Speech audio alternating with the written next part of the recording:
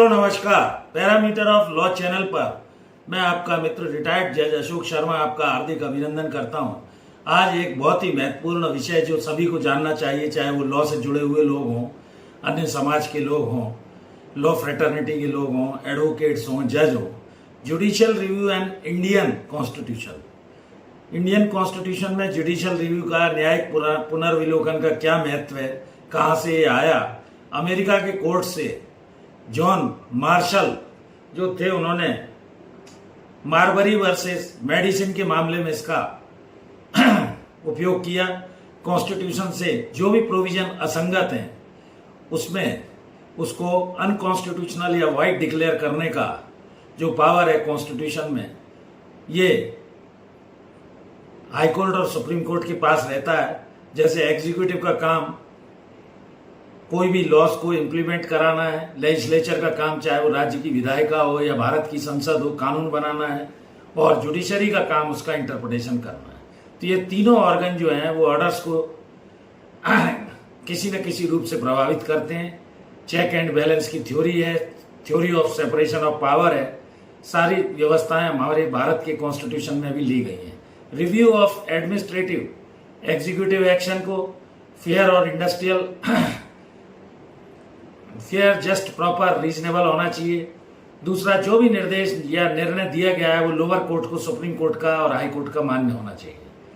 तो इसमें जो एक्सप्लेनेशन दिया गया है वो यही है कि स्पष्ट कई प्रावधान इसके बारे में जुडिशियल रिव्यू के नहीं है, लेकिन भारत के संविधान के article 13, article 226, article 32, article 245, article 254 और 254 आदि में ये व्यवस्था दी गई है। तो ये एक फंडामेंटल राइट का जिस भी व्यक्ति का हनन होता है वो आगे जा सकता है, और हाईकोर्ट और सुप्रीम कोर्ट प्रोटेक्टर और गारंटर के रूप में इसमें कार्य करते हैं। यह आपको जानना चाहिए।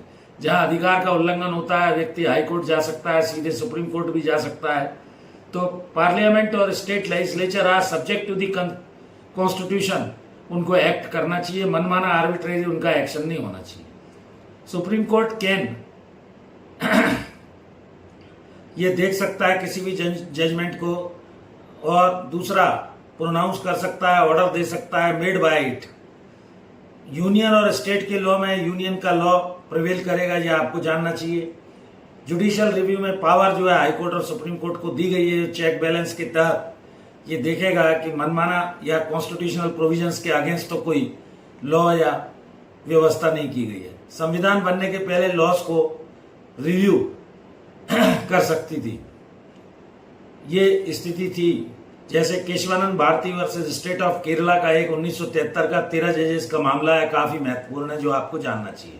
जिसमें यह कहा गया कि जो संविधान का बुनियादी ढांचा है, बेसिक स्ट्रक्चर है, उसमें छेड़छाड़ नहीं की जा सकती। यद्यपि संशोधन संविधान के होते रहते हैं और होते रहेंगे। तो इंदिरा नेहरू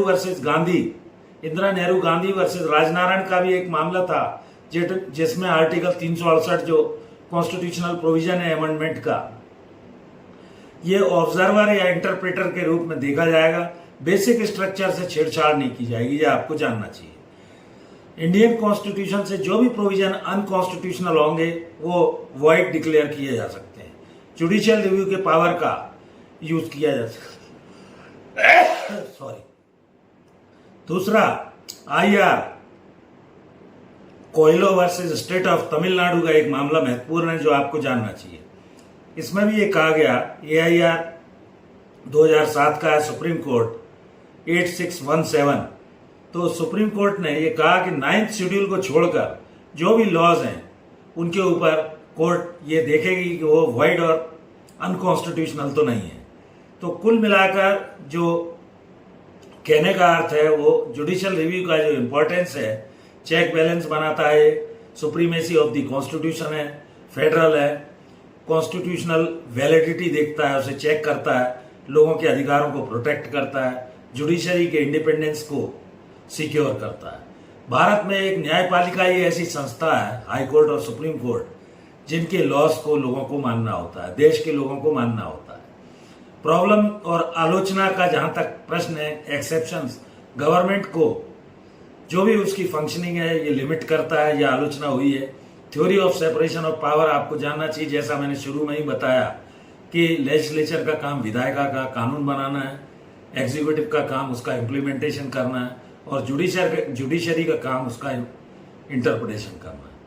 तो इस तरह से एक्सेप्शन में जैसे फॉरेन कोई पॉलिटी है, इकोनॉमिक पॉलिटिक्स है, पब्लिक पॉलिटिक्स है, ये एक्सेप्शंस में आते हैं। 9th शेड्यूल में इसका हस्तक्षेप नहीं किया जा सकता। इस तरह मैंने जुडिशियल रिव्यू को सरल भाषा में आपको बताने का प्रयास किया। ये न्यायिक पुनर्विलोकन संविधान में एक प्रकार से दी गई शक्ति है जो किसी भी व्यक्ति के अधिकारों का अतिलंघन या कोई एग्जीक्यूटिव बॉडीज के द्वारा, एडमिनिस्ट्रेटिव बॉडीज के द्वारा, रूल्स और लॉस के द्वारा यदि कॉन्स्टिट्यूशन प्रोविजन का वायोलेशन किया जाता है तो ये रिव्यू का पावर दिया गया है। जैसा मैंने बताया कि ये अमेरिकन कोर्ट के जॉन मार्शल ने मारवरी वर्सेस मेडिसिन से लिया है अपने। यद्यपि कोई स्पष्ट प्रावधान ऐसे नहीं है, लेकिन जो मैंने आर्टिकल 13, 32, 226, 245, 254 आपको बताया, इनका प्रयोग करते हुए हाई कोर्ट और सुप्रीम कोर्ट संविधान के जो भी विपरीत कोई लॉ बनते हैं उनको वॉइड और अनकॉन्स्टिट्यूशनल कर सकती है। वीडियो यदि अच्छा लगा हो लाइक कीजिए, शेयर कीजिए। अभी तक यदि मेरे चैनल पैरामीटर ऑफ लॉ को सब्सक्राइब नहीं किया है, कृपया सब्सक्राइब कर लें। मैं इस चैनल पर सभी छोटे छोटे विषयों को, कानून के अलावा भी आपको जो आम आदमी के जीवन में उपयोगी सिद्ध होंगे बताता हूं और बताने का प्रयास कर रहा हूं। चैनल पर काफी सब्सक्राइबर हो गए हैं, लगभग 85,400 से ऊपर मेरे सब्सक्राइबर हैं।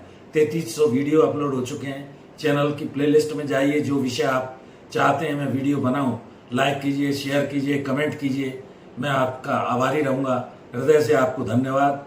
और एक और विशेष अनुरोध, मेरी धर्मपत्नी श्रीमती अर्चना शर्मा का भी एक चैनल अर्चना आरटी हब के नाम से है, कृपया उसको यूट्यूब पर देखें, लाइक कीजिए, उसके वीडियोस को शेयर कीजिए। इस वीडियो में यहीं तक, फिर नए विषय के साथ मिलते हैं। Thank you for watching this video. नमस्कार।